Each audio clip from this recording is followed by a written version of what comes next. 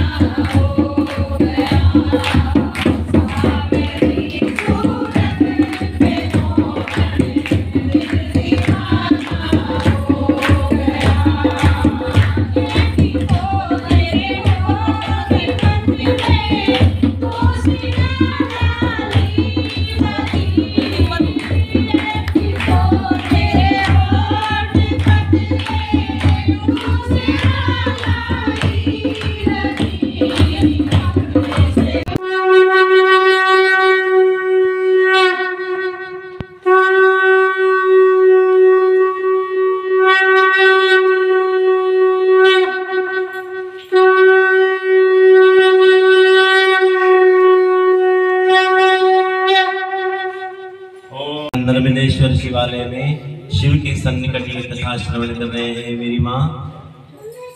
और ये शास्त्रों का कथन है कि जो कथा श्रवण जप इत्यादि हम शिव के सन्निकट करते हैं उसका अनंत गुणा फल मिलता है। हे अहोई माता, आज ये अहोई अष्टमी का व्रत हम कर रहे हैं और हमारे संतान सब दीर्घायु हो, आरोग्य हो, सुख समृद्धि हो आपकी कृपा से, और आपकी कृपा ऐसे ही हमारे ऊपर बनी रहे।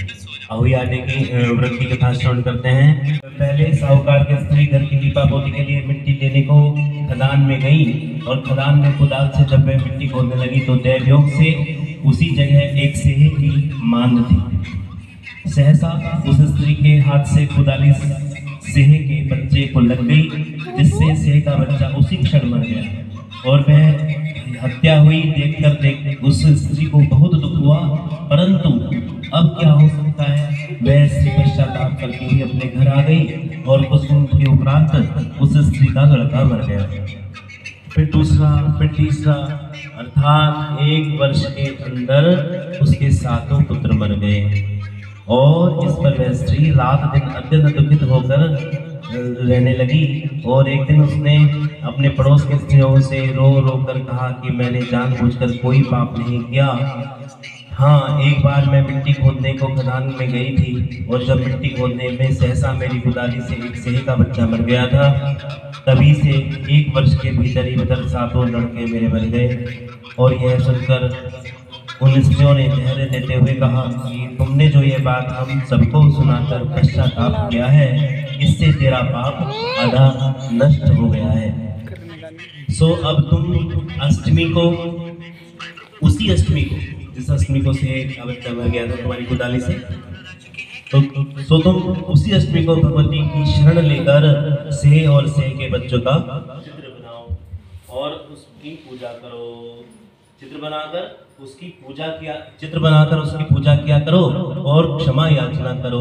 ईश्वर की कृपा से तुम्हारा समस्त पाप धुल जाएगा और तुम पहले की तरह से ही पुत्र से युक्त हो जाओगी, अर्थात तुम्हें पुत्रों की प्राप्ति हो जाएगी। और उन सब की बात मानकर वह स्त्री, उस स्त्री ने कार्तिक मास की कृष्ण पक्ष की अष्टमी को व्रत किया और प्रत्येक वर्ष व्रत व भोजन करती रही।